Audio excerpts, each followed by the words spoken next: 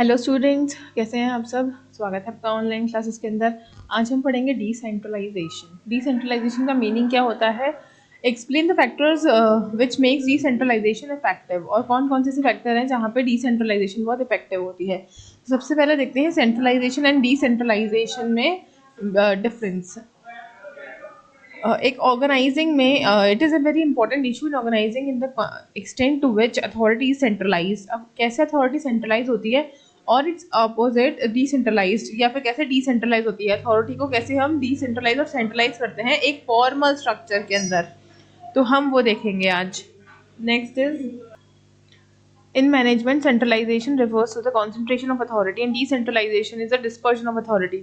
तो अगर आपको अथॉरिटी मिल रही है तो है सेंट्रलाइजेशन, एंड आपको अथॉरिटी से आप हटाई जा रहे हो तो होता है decentralisation. However, both these terms are used to give the various connections. These words are used in the context of administrative processes, physical uh, physical and geographical locations. ठीक है, तो 1 सेकेंड. अब यहाँ पर डिसेंट्रलाइजेशन और सेंट्रलाइजेशन के अलग अलग मीनिंग होते हैं, जहाँ जहाँ अलग अलग जगहों पर अलग अलग तरीक़ों से यूज़ किया जाता है ये वर्ड्स. कैसा काम कर रहे हो, सॉरी कुछ टेक्निकल एरर आ रहा है, जस्ट अ मोमेंट. हाँ, तो सेंट्रलाइजेशन और डिसेंट्रलाइजेशन अलग अलग जगह पे अलग अलग तरीक़ों से यूज़ किया जाता है. अब आगे देखते हैं क्या बोल रहा है ये. Degree of delegation of authority, कितना आप डेलीगेट कर रहे हो अथॉरिटी को. When these terms are used in the context of the physical और ज्योग्राफिकल लोकेशन, द फिजिकल और ज्योग्राफिकल डिसेंट्रलाइजेशन रेफर्स टू. अब अगर फिजिकल और ज्योग्राफिकल लोकेशन के हिसाब से देखा जाए तो डिसेंट्रलाइजेशन का क्या मतलब होता है, dispersion of the organisation operations throughout the country. अब ज्योग्राफिकल लोकेशन के हिसाब से तो अब पूरे डिस्पर्जन ऑफ ऑर्गेनाइजेशनल ऑपरेशन, हमारे ऑपरेशन जो है पूरे डिस्पर्स हो गए हैं ऑल ओवर द कंट्री, मतलब फैल गए हैं. And the functional decentralization refers to the dispersion of organisational function. अब फंक्शनल हो रहा है तो जो ऑर्गेनाइजेशन की फंक्शन है वो बहुत सेपरेट हो रहे हैं अलग अलग यूनिट्स के अंदर, लाइक प्रोडक्शन, मार्केटिंग, फाइनेंस पूरा फैल रहा है. अब however both these classifications of centralisation और डिसेंट्रलाइजेशन आर मेरली डिस्क्रिप्टिव. सिर्फ ये डिस्क्रिप्टिव इन नेचर है और एनालिटिकल नहीं है, सिर्फ डिस्क्रिप्टिव है. सिर्फ लिख के हम इस चीज़ को समझा सकते हैं. And the terms are used with the certain prefixes like geographical decentralization, functional decentralization. ऐसे decentralization and centralization के आगे एक word होता है जिससे पता लगता है कि किस चीज़ का, किस function का, किस element का decentralization और centralization हुआ है. तो फिर आगे देखते हैं. in management, through in these cases too, people prefer that these terms should be used along with of authority to make them more clear and explicit. अब यहाँ पे authority के साथ centralization और decentralization को use किया गया है.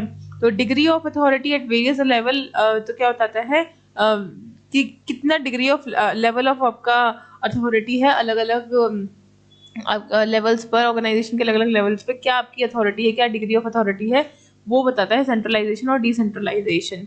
ठीक है, आगे देखते हैं. Centralization is a systematic and consistent reservation of authority. Systematic and consistent reservation of authority है. मैंने अथॉरिटी रिजर्व कर ली at the central point within the organization. और डिसेंट्रलाइजेशन का मतलब systematic delegation of authority in the organization wise context. अब मैंने delegate कर दी, आगे की तरफ दे दी, तो वो क्या हो गई, डिसेंट्रलाइजेशन हो गया. अब centralisation refers to the reservation of authority at the top level of organisation. अब टॉप लेवल पर, अगर ऑर्गेनाइजेशन के टॉप लेवल पर अगर आप अथॉरिटी दे रहे हैं तो सेंट्रलाइजेशन हो गया. And decentralisation refers to the systematic delegation of authority in the organisation. Systematic delegation of authority in the organisation. And therefore there neither can be absolute centralization or not there can be absolute decentralization. Absolute word नहीं exist करता है. पूरी तरीके से authority हम delegate नहीं करते या रिजर्व नहीं कर सकते हैं. जैसे 80-90% तक तो फिर भी हो जाती है. Concept of centralisation and decentralisation are two extreme points. अभी दो अलग अलग पॉइंट्स हैं. ठीक है, अब कैसे होते हैं देखते हैं. डेलीगेशन एंड डिसेंट्रलाइजेशन हम पढ़ेंगे सबसे पहले. तो delegation and decentralisation should not be confused. ये दोनों अलग अलग हैं, डेलीगेट करना और डिसेंट्रलाइजेशन करना. although they are closely related but they are different from each other. ये बोल रहा है डिफरेंट, यही बोला इसने कि they are more comprehensive. तो decentralisation is much more comprehensive. Both these terms should be use differently, अलग अलग यूज होनी चाहिए. Difference between delegation and decentralisation में be identified in two ways. पहला है डिसेंट्रलाइजेशन, वो कहाँ काम आता है, various type of dispersal of other than authority also. जहाँ जहाँ it means various type of dispersal, अलग अलग चीज़ों का डिस्पर्समेंट होना, वहाँ पे डिसेंट्रलाइजेशन को यूज़ किया जाता है. And secondly even in the context of the authority. और अगर अपन अथॉरिटी के टर्म्स में देखें तो डिफरेंट डिग्रीज से अथॉरिटी को अलग अलग लेवल्स में बांटना. ठीक है, तो as discuss earlier decentralisation is used to denote dispersal of the physical facilities place wise. अब प्लेस वाइज या फंक्शन वाइज हमने फिजिकल एक्टिविटीज को अलग अलग कर दिया, तो वो हो गया decentralisation. Decentralisation means various facilities are located at different places. अलग अलग प्लेसेस पे अलग अलग फैसिलिटीज है. एक प्लेस पे प्रोडक्शन चल रहा है, दूसरे प्लेस पे सेलिंग एंड डिस्ट्रीब्यूशन चल रहा है, तीसरे प्लेस पे मैनेजमेंट चल रहा है. तो ऐसे करके अलग अलग प्लेसेस पे अलग अलग टाइप ऑफ फंक्शंस हो रहे हैं और have been put to the various functions. दो ज्योग्राफिकल और functional dispersal and organisation tries to achieve its objective by taking the advantage of different local conditions prevailing at each local and specifying in various functional areas. अब अलग अलग areas के हिसाब से अलग अलग तरीके से अथॉरिटी को बांटा गया है. तो decentralisation, it is not necessary that the authority is also decentralise. ये नहीं कि अथॉरिटी भी डिसेंट्रलाइज हो रही है साथ साथ, because many organisations have been able to run affairs even in the centralise authority. क्योंकि हम सेंट्रलाइज अथॉरिटी में भी किसी ऑर्गेनाइजेशन को रन कर सकते हैं और बेटर वर्क कर सकते हैं रादर देन डिसेंट्रलाइजेशन. तो even in the case of authority, delegation and decentralisation are different. दोनों डिफरेंट है. Delegation merely denotes authorization of the manager is delegation and dispersion of authority is decentralization. ठीक है, आगे देखते हैं क्या बोल रहा है. Sometimes there may be a parity of authority and responsibility and a manager may have more authority than responsibility. कभी कभी क्या होता है कि ज़्यादा अथॉरिटी हो जाती है रिस्पॉन्सिबिलिटी से. वैसे तो रिस्पॉन्सिबिलिटी ज़्यादा होती है अथॉरिटी से हमेशा, लेकिन कभी कभी पैरिटी उल्टा भी हो जाता है. तो the ultimate level of organisation क्या होता है, it can be said that the result of systematic delegation of authority जो होता है, सिस्टमेटिक डेलीगेशन ऑफ अथॉरिटी जो होता है वो होता है डिसेंट्रलाइजेशन में. तो decentralisation goes one step further, एक स्टेप आगे ही चलता है डिसेंट्रलाइजेशन, क्योंकि वहाँ काम सारा सिस्टमेटिकली हो रहा है. Manager become more autonomous with the operation of the concept of ultimate responsibility. Ultimate responsibility की बात कहाँ आती है, डिसेंट्रलाइजेशन में. A manager enjoys autonomy, but at the same time he is held responsible for the contribution of the total facilities put under his control. जितने भी activities उसके control में आती है उन सबको कोऑर्डिनेट करने का काम भी डिसेंट्रलाइजेशन का होता है. तो डेलीगेशन ऑफ अथॉरिटी क्या होगा, there may be the variations in the management process of decentralised structure as compare to that of centralised structure. अब डिसेंट्रलाइज में अलग होता है as compare to centralised structure. अलग अलग वेरिएशंस होते हैं, डिफरेंसेस अलग अलग होते हैं, फिलॉसफीज अलग अलग होती हैं वहाँ की. तो factor determining degree of decentralisation. सबसे पहले देखते हैं पहला साइज ऑफ ऑर्गेनाइजेशन. अब कौन कौन से फैक्टर्स हैं जो डिग्री ऑफ डिसेंट्रलाइजेशन बताता है. सबसे पहला साइज. जितना बड़ा ऑर्गेनाइजेशन का साइज होगा उतना ही ज़्यादा डिसेंट्रलाइजेशन की जरूरत पड़ जाएगी. तो डिपेंड अपॉन द साइज, जो लार्जर साइज की ऑर्गेनाइजेशन है वहाँ पे मोर अर्जेंट नीड है डिसेंट्रलाइजेशन की रादर देन स्मॉल, क्योंकि it is difficult to coordinate with them. क्योंकि बहुत सारी जगह बहुत सारे प्लेसेस पे काम चलता है, बहुत सारी ऑर्गेनाइजेशन है, तो अलग अलग जगह कोऑर्डिनेशन में प्रॉब्लम ना आए, वहाँ की कॉम्प्लेक्सिटीज़ को दूर करने के लिए और डिसीजन मेकिंग करने के लिए हमें डिसेंट्रलाइजेशन करना पड़ता है. तो manager at the various levels could be consulted. अलग अलग लेवल के मैनेजर्स को कंसल्टेशन पे बैठाया जाता है. And it is a long time resulting in slow decision making. Slow decision making होता है, लॉन्ग प्रोसेस है ये पूरा. स्लो डिसीजन मेकिंग में भी क्वाइट कॉस्टली. अगर धीरे धीरे काम होगा तो वो कॉस्टली भी होगा. Minimize the cost. Authority should be decentralize whenever feasible. अब जब भी पॉसिबल होता है तब हम अथॉरिटी को डिसेंट्रलाइज करते हैं. The cost of the large size में be reduce by bifurcating the organization into the number of units. अब कॉस्ट रिड्यूस हो सकती है ताकि ये नंबर, अपन एक ऑर्गेनाइजेशन को बाइफरिकेट करते हैं अलग अलग यूनिट्स में, तो कॉस्ट रिड्यूस हो सकती है. ठीक है, तो this makes the work speedy as possible. Keep managers from spending time. Coordinate and coordination भी होता है, मैनेजमेंट का टाइम भी कम स्पेंड होता है और स्पीडी वर्क भी होता है और वर्क क्वालिटी ऑफ वर्क भी इम्प्रूव होता है. Now second point is your history of organisation. History of your organisation. अगर हमारे डिसेंट्रलाइजेशन ऑफ अथॉरिटी चलता आ रहा है, depends on the way of organisation has been build up over the period of time. कैसे कैसे एक ऑर्गेनाइजेशन इतने सालों से चलती आ रही है उस पर भी डिपेंड करता है। Normally, organizations spend from within or expand under the direction of the owner founder shows a marked tendency to keep the authority centralized. कभी कभी क्या होता है, authority centralized रहती है mostly cases में. तो on the other hand, organization that represent the amalgamations and consolidations are likely to show a definite tendency to retain decentralized authority, especially if required unit is operating और profitably. अगर operating profitable अगर है हमारा situation, तो हम क्या करते हैं, अथॉरिटी को डिसेंट्रलाइज नहीं करने की जगह सेंट्रलाइजेशन करते हैं, ठीक है, जहाँ पे पावर एक ही हाथ में रहती है। सेंट्रलाइज अथॉरिटी में हम इजीली कोई चीज़ चेंज नहीं कर सकते, इंडिपेंडेंट होती हैं चीज़ें सारी।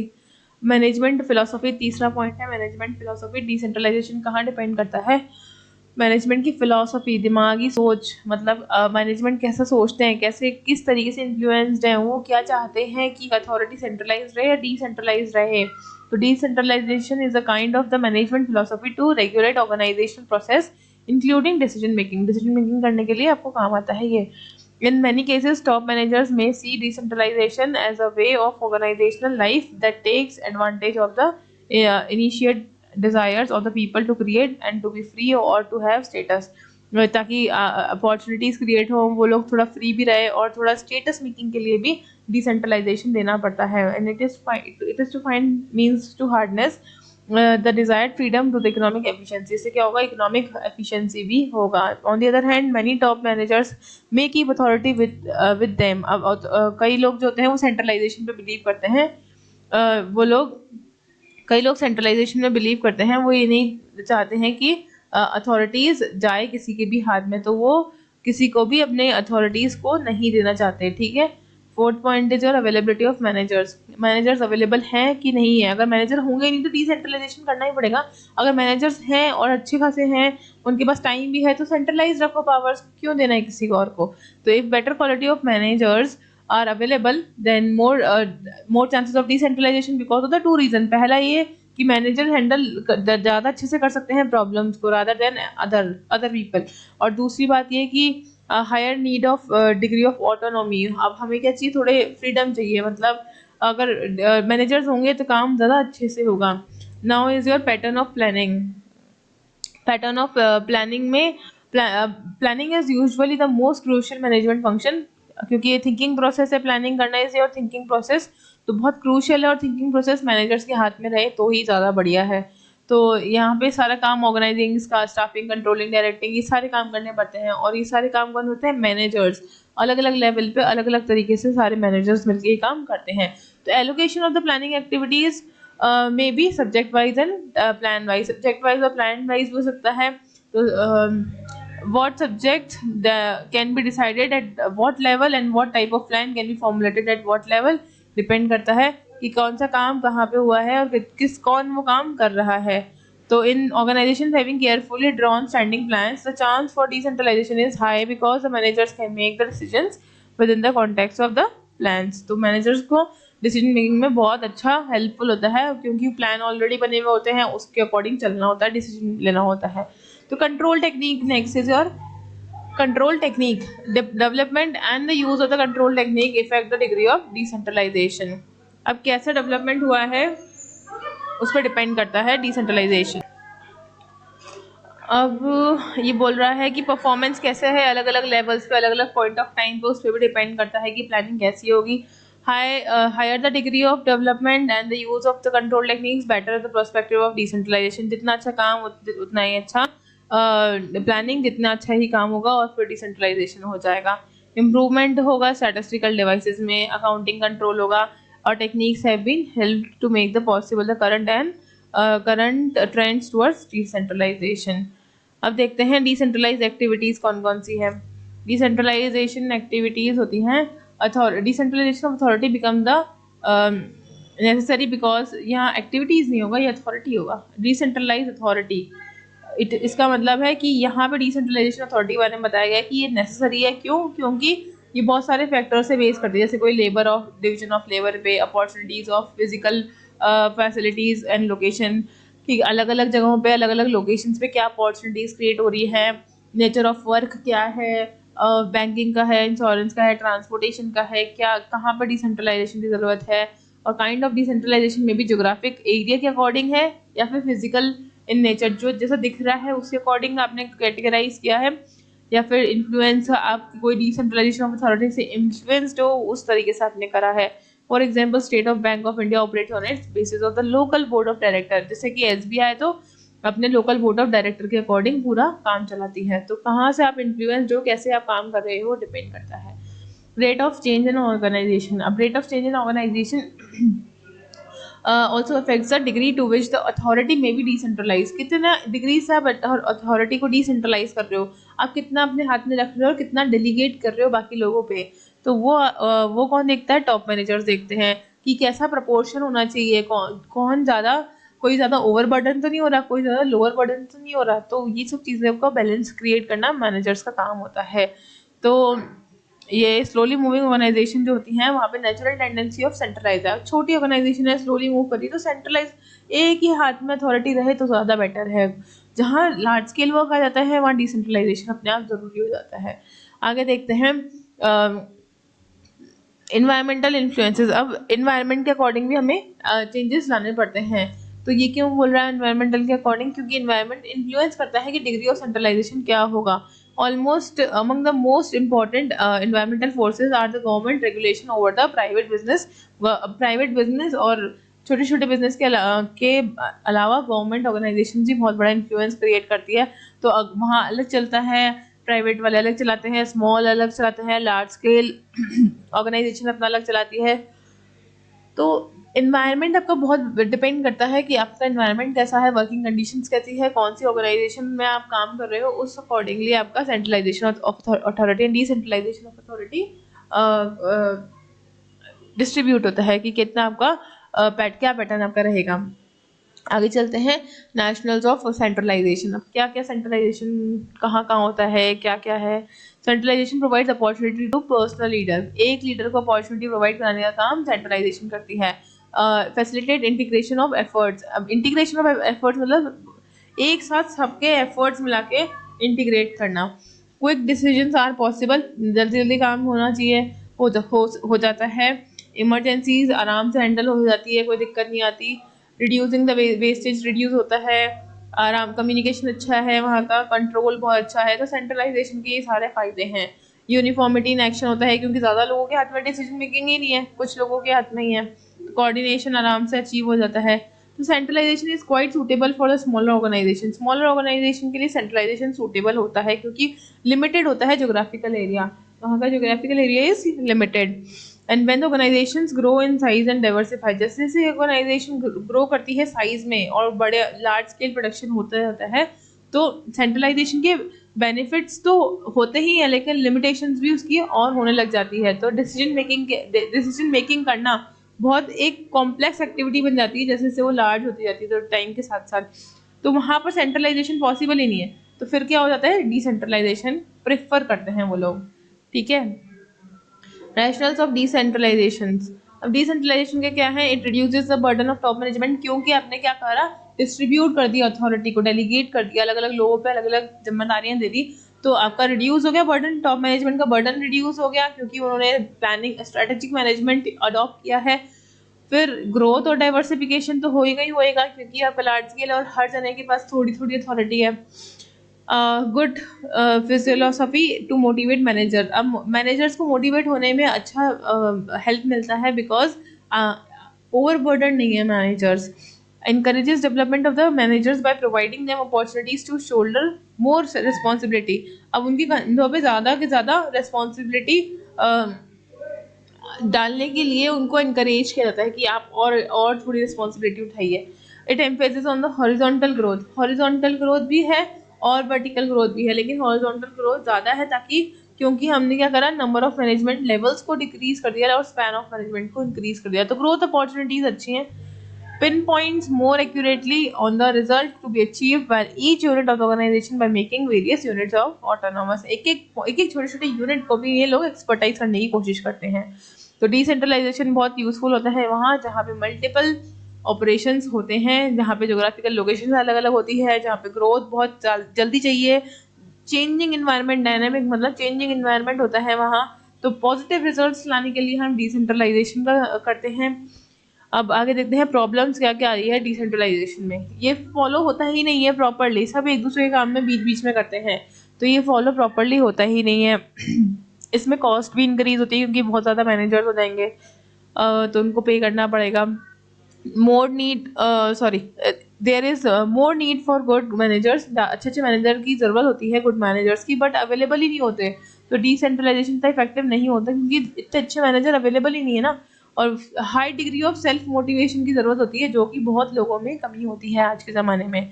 सेल्फ कंट्रोल, सेल्फ मोटिवेशन, ये सब चीज़ों की कमी बहुत ज़्यादा पाई जाती है। तो इन प्रॉब्लम्स के कारण जो है डिसेंट्रलाइजेशन कभी कभी फेल भी हो जाता है, प्रॉपरली वर्क नहीं करता है।